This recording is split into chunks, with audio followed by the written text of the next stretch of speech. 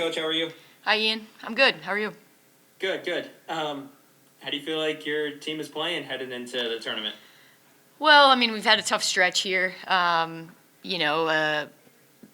couple of close games, a couple of road games, and then obviously the tough one here that we weren't able to pull out down the stretch on Senior Day against Denver.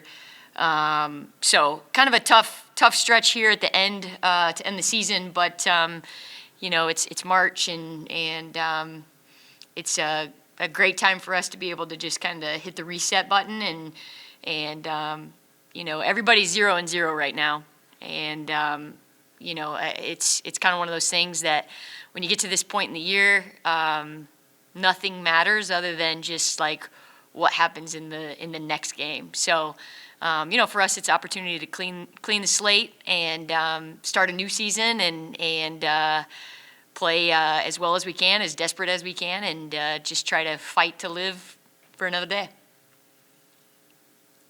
I know this is your first go-around in the Summit with the tournament, but for a lot of the players, they've been around for a couple years, and now with the tournament moving up 2 days, how are you kind of approaching that where you're playing your first game on Thursday, whereas it typically would have been 2 days later?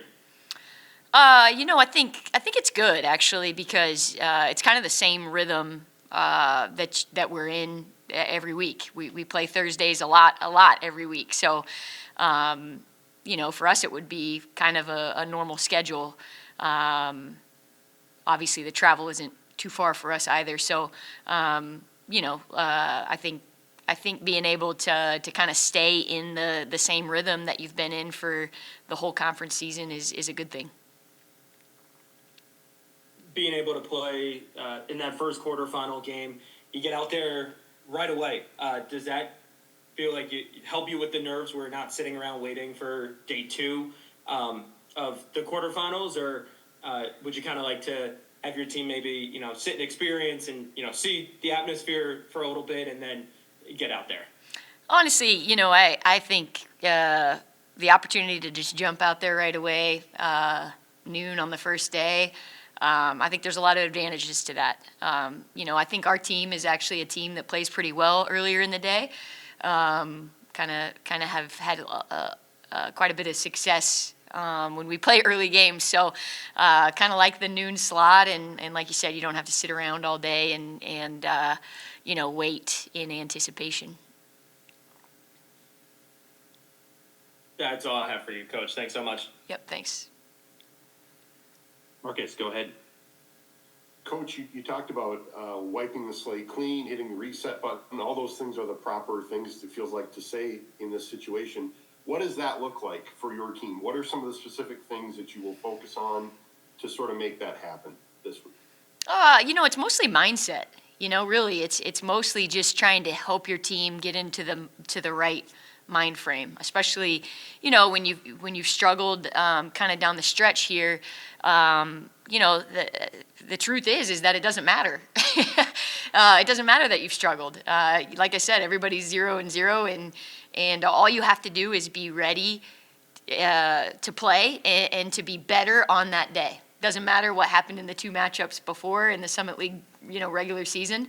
And so I think it's just helping your team kind of get into that mind frame. So it's conversation, it's how you approach practice, it's just kind of helping them move past what happened and get into a place where they're ready to see what happens in this new season. And you have the third go around against a team you've played, right? So how do you feel about your matchup on Thursday, and where are the areas you might be able to exploit once you get out on the court? Yeah, I mean, we've ORU is a team that we've the first one I think we dropped it by 12, but we were in it kind of really till the last couple of minutes, and then they were able to stretch it, and then at home. They scored it really, really well here and shot it well from mid-range, from three. So I think for us defensively, we've got to be much better. We've got to be able to to limit some of the easy opportunities. I felt like we let them get out in transition way too much. They're a team that really thrives when they can play fast and play in transition. And, so some of that was due to some turnovers. Some of that was due to, us not being great in transition. So there's a couple things that are controllable by us that we can do a better job of.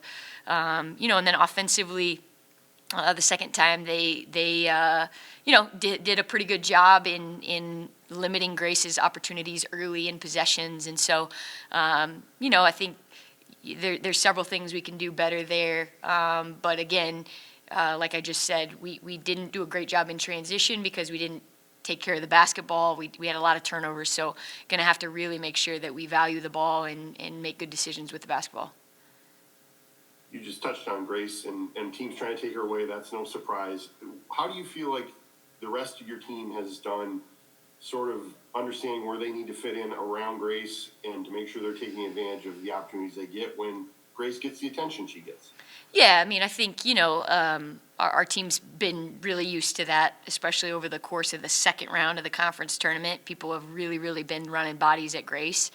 So I think our team has gotten used to that. I think consistency has been our problem in being able to hit shots off of Grace's kickouts and when they are running bodies at Grace. So, I think, that's really where, our team knows it. They know where they're probably going to get some opportunities, and there's been times where we've been really able to capitalize on those opportunities and other times where, we've struggled from the 3-point line. So, that's an area that, like I said, our team knows it. They know where they're going to find those shots. It's just making sure that, we can consistently knock those down and the consistency doesn't have to be the same person. It just has to be somebody, or a couple of players. And we've had different kids step up over the course of the season. But there's also been some games where we really haven't had anybody be able to consistently hit from three. So, that's a big part of what we do. And like I said, the other part of it is making sure that we take care of the basketball and don't give them easy stuff in transition. Thanks, Coach. Thank you. Alex, go ahead. Yeah, just one question for me today, Coach. Having Grace in the postseason when you need a go-get-a-bucket sort of player, just how much confidence does that give to you and your team? Yeah, I mean, obviously Grace has proven that she's extremely difficult to stop one-on-one. I mean, I think everybody in the league has realized that. And she's somebody that can produce buckets, especially in crunch time, like you said, situations where you need to get to the rim or you need to have somebody that you can put it in their hands and they can go make a play. So, obviously having a Grace is super important in situations like that.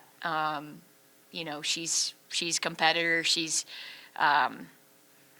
we've talked about it a lot, but she's one of those players that's going to keep getting better throughout the course of a game. And there's no doubt that as a coach, you feel pretty good about having somebody like her on your team when you're in those kind of situations in the postseason.